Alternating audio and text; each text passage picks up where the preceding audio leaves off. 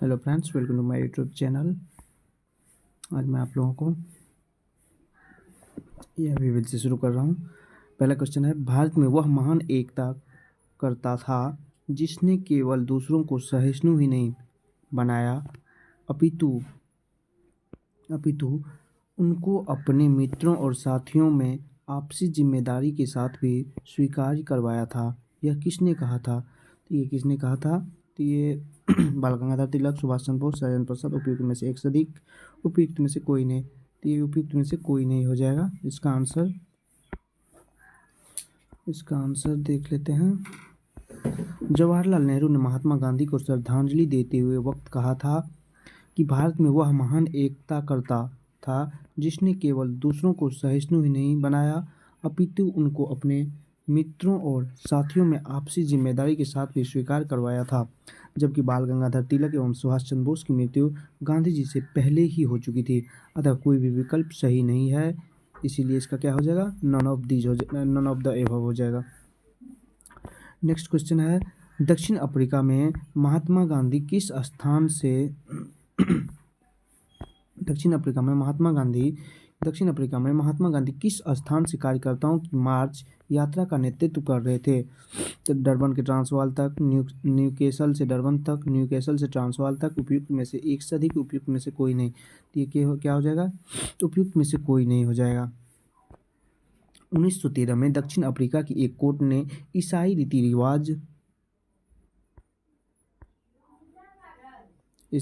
रिवाज से नहीं हुई शादियों को अवैध करार दिया। महात्मा गांधी ने 6 नवंबर 1913 को इस दमनकारी कानून के खिलाफ द ग्रेट मार्च का नेतृत्व किया। यह मार्च नटाल और ट्रांसवाल के मध्य किया गया। इस मार्च में 2000 से ज़्यादा लोगों ने नटाल तक मार्च किया था। अंततः सरकार को झुकना पड़ा और समझौतों के लिए बाध्य होना पड़ा। नेक्स्ट है, अपनी यात्रा किसके उद्घाटन के साथ शुरू की? अपनी यात्रा किसके उद्घाटन के साथ शुरू की? तो ये देख लेते हैं। मार्च 1837 में इसका हो जाएगा। मार्च 1837 में कलकत्ता पब्लिक लाइब्रेरी। डिस्कशन इसका देख लेते हैं।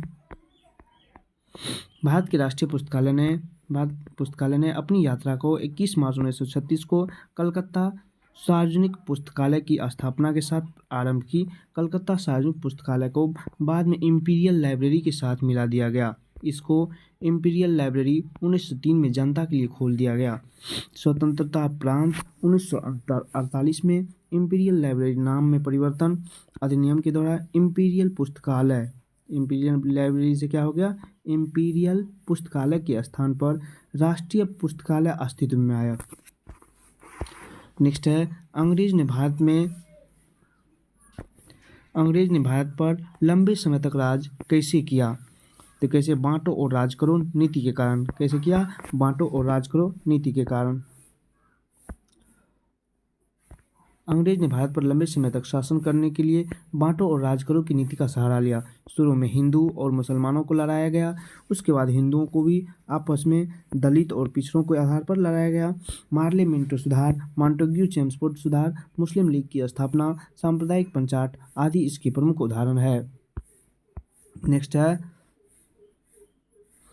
किस वर्ष मोहम्मडन एंग्लो ओरिएंटल कॉलेज की स्थापना अलीगढ़ में हुई थी? तो ये किस वर्ष हुई थी? उपयुक्त में से कोई नहीं, इसमें नहीं है।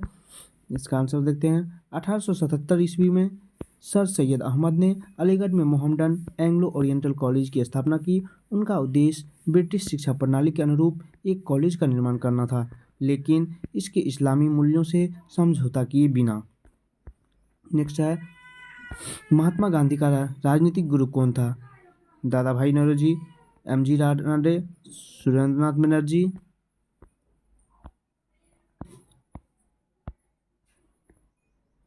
उपयुक्त में से एक से अधिक, उपयुक्त में से कोई नहीं। तो इसमें क्या हो जाएगा? महात्मा गांधी के राजनीतिक गुरु गोपाल कृष्ण गोखले थे। इसका आंसर क्या हो जाएगा? उपयुक्त में से कोई नहीं, क्योंकि इसका राजनीतिक गुरु गोपाल कृष्ण गोखले थे। गोखले का आदर्श वाक्य सार्वजनिक जीवन का आध्यात्मिक बनाना था। नेक्स्ट है मशहूर नारा इनकलाब जिंदाबाद किसने दिया था? तो ये किसने दिया था? हसरत मोहानी ने। मशहूर नारा इनकलाब जिंदाबाद किसने दिया था? हसरत मोहानी ने। मशहूर नारा इनकलाब जिंदाबाद हसरत मोहानी ने दिया। मौलाना हसरत मोहानी ने वर्ष 1921 में इस नारे की शुरुआत की थी। वह एक प्रसिद्ध स्वतंत्रता सेनानी और उर्दू कवि थे। इनकलाब जिंदाबाद Hindustan Republic association socialist association का आधिकारिक नारा था। वर्ष 1929 में केंद्रीय असेंबली में बम फेंकते समय भगत सिंह और बीके दत्त बटुकेश्वर दत्त द्वारा इनकलाब जिंदाबाद का नारा लगाया गया था।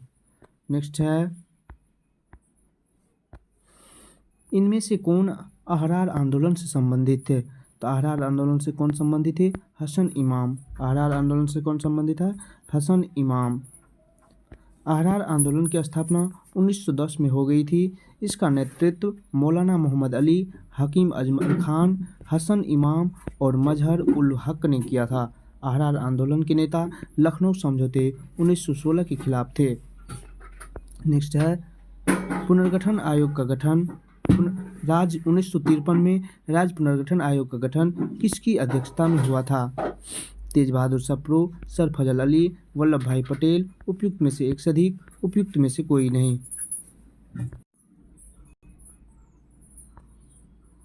ये क्या हो जाएगा? सर फजल अली। किसके नेतृत्व में हुआ था? तो सर फजल अली के नेतृत्व में हुआ था। इसका डिस्कशन देख लेते हैं। राज्य पुनर्गठन आयोग की स्थापना फजल अली की अध्यक्षता में दिसंबर 1953 में की गई थी। के.एम. पानिक्कर और H.N. कुंजरू राज्य पुनर्गठन आयोग के सदस्य थे। नेक्स्ट है किस विचारधारा को राष्ट्रीय आंदोलन से कोई संबंध नहीं है? किस विचारधारा को राष्ट्रीय आंदोलन से कोई संबंध नहीं है? गांधीवादी, उदारवादी, साम्यवादी, उपयुक्त में से एक से अधिक, उपयुक्त में से कोई नहीं। तो यह क्या हो जाएगा? उपयुक्त में से कोई नहीं। उपयुक्त तीनों विचारधाराओं का संबंध राष्ट्रीय आंदोलन से रहा है। जहां कांग्रेस की स्थापना के प्रारंभिक चरण में उदारवादी प्रमुखता से छाए रहे, वहीं बाद का काल गांधी युग से संबंधित किया जाता है। साम्यवादी विचारधारा से प्रभावित M.N. रॉय, भगत सिंह, गुलाम हुसैन, श्रीपाद अमृत डांगे, मुजफ्फर अहमद आदि ने राष्ट्रीय आंदोलन में अपनी महत्वपूर्ण भूमिका निभाई। इसके अतिरिक्त राष्ट्रीय आंदोलन के दौरान कानपुर षड्यंत्र एवं पेशावर षड्यंत्र का संबंध साम्यवादी विचारधारा से ही रहा है। वह महिला स्वतंत्रता सेनानी कौन थी जो स्वतंत्रता आंदोलन की वयोवृद्ध महिला के रूप में विख्यात थी? वह महिला स्वतंत्रता सेनानी कौन थी जो स्वतंत्रता आंदोलन की वयोवृद्ध महिला के रूप में विख्यात थी? ये कोई और नहीं, ये अरुणा आसफ अली थी। कौन थी? अरुणा आसफ अली। अरुणा आसफ अली वह महिला स्वतंत्रता सेनानी थी जो स्वतंत्रता आंदोलन की वयोवृद्ध महिला के रूप में विख्यात थी। उन्होंने 1942 में भारत छोड़ो आंदोलन के समय मुंबई के ग्वालियर टैंक मैदान में कांग्रेस का झंडा फहराया था। उन्हें स्वतंत्रता आंदोलन के दौरान वर्ष 1930, 1932 और 1941 में जेल जाना पड़ा। उन्होंने ही भारत छोड़ो आंदोलन के समय भूमिगत रहकर आंदोलन का नेतृत्व किया था। नेक्स्ट है भारत सेवक सूची 1 को सूची 2 से सुमेलित कीजिए। सूची 1 में क्या है? भारत सेवक समाज, तत्वबोधिनी सभा, आत्मीय सभा। भारत सेवक समाज इसका क्या हो जाएगा? ये एक ए हो जाएगा। इसका गोपाल कृष्ण गोखले हो जाएगा। तत्वबोधिनी सभा का देवेंद्रनाथ टैगोर हो जाएगा। और आत्मीय सभा का कौन हो जाएगा? आत्मीय सभा का राम मोहन राय हो जाएगा। भारत सेवक समाज गोपाल कृष्ण गोखले, तत्वबोधिनी समाज देवेंद्रनाथ टैगोर, आत्मीय सभा राजा राम मोहन राय और भारतीय ब्रह्म समाज केशव चंद्र सेन।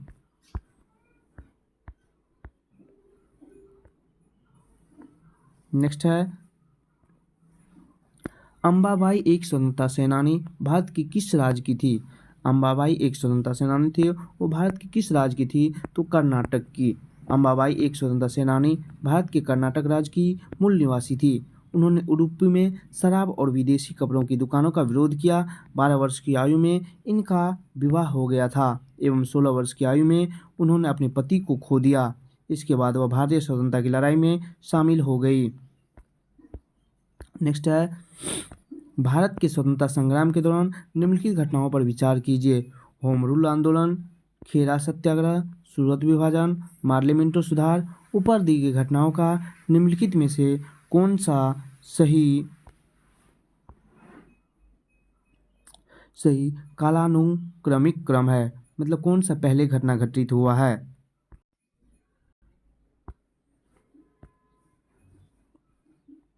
तो कौन सा पहले, सूरत विभाजन ये पहले हुआ है। उसके बाद क्या हो गया, पार्लियामेंटो सुधार होगा। उसके बाद होम रूल आंदोलन होगा। उसके बाद खेरा सत्याग्रह, बी आंसर हो जाएगा। नेक्स्ट है, यहाँ देख लेते हैं। भारत के स्वतंत्रता संग्राम के दौरान उपयुक्त घटनाओं का सही कालानुक्रम इस प्रकार है। सूरत विभाजन 1907 ईस्वी में हुआ था। पार्लियामेंटो सुधार 1909 ईस्वी में हुआ था। होम रूल आंदोलन 1916 में हुआ था। खेरा सत्याग्रह 1918 में हुआ है। सूरत विभाजन कब हुआ था, 1907 में। पार्लियामेंटो सुधार कब हुआ था, 1909 में। खेरा सत्य होम रूल आंदोलन कब हुआ था, 1916 में। खेरा सत्याग्रह कब हुआ था, 1918 में। इस हिसाब से क्या हो जाएगा आंसर, बी हो जाएगा।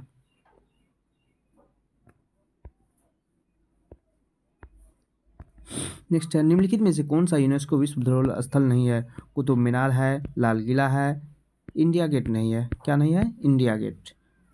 नेक्स्ट है, उपयुक्त विकल्पों में से इंडिया गेट यूनेस्को की विश्व धरोहर स्थल की सूची में शामिल नहीं है, जबकि कुतुब मीनार को 1993 में, लाल किला को 2007 में यूनेस्को के विश्व धरोहर स्थल में शामिल हुआ। भारत के कुल 43 स्थल है विश्व धरोहर स्थल यूनेस्को में शामिल। नेक्स्ट है, डॉक्टर बी आर अम्बेडकर के विषय में निम्नलिखित में से क्या सत्य है। उन्होंने मूक नायक का प्रकाशन किया। उन्होंने बहिष्कृत हितकारिणी सभा की स्थापना की। उनका 1956 में देहांत हो गया। उपयुक्त में से एक से अधिक, उपयुक्त में से कोई नहीं। ये क्या हो जाएगा इसका,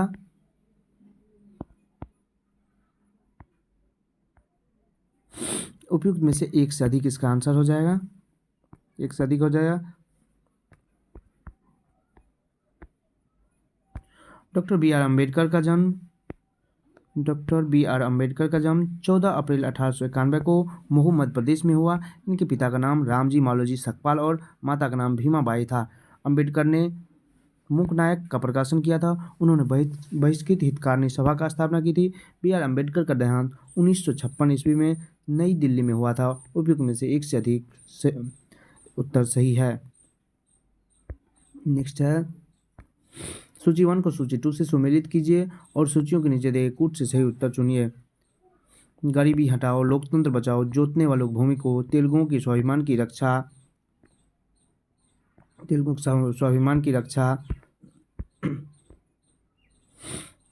तो इसका क्या हो जाएगा, गरीबी हटाओ इंदिरा कांग्रेस हो जाएगा। लोकतंत्र बचाओ का क्या हो जाएगा, जनता दल हो जाएगा। उसके बाद जोतने वाली भूमि का क्या होगा, वाम मोर्चा हो जाएगा। उसके बाद तेलुगुओं के स्वाभिमान की रक्षा, एनटी रामाराव हो जाएगा। तो इसमें क्या हो जाएगा, एक का हो गया 2, एक का 2, बी का 3, तो ये बी नंबर होगा।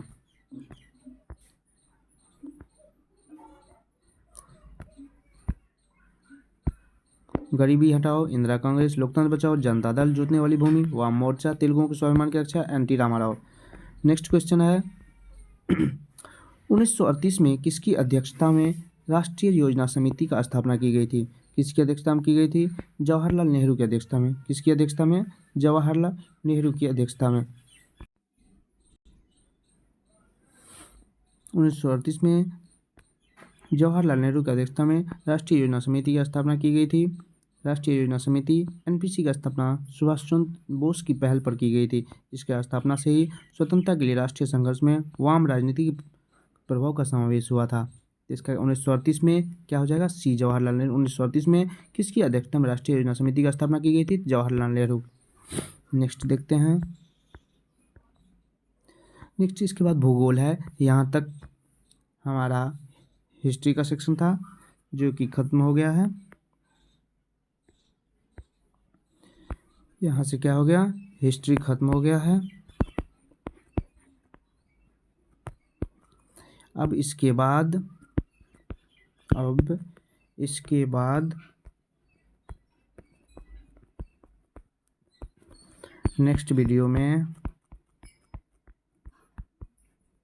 नेक्स्ट वीडियो ज्योग्राफी से शुरू होगा। ज्योग्राफी से शुरू होगा। Thank you.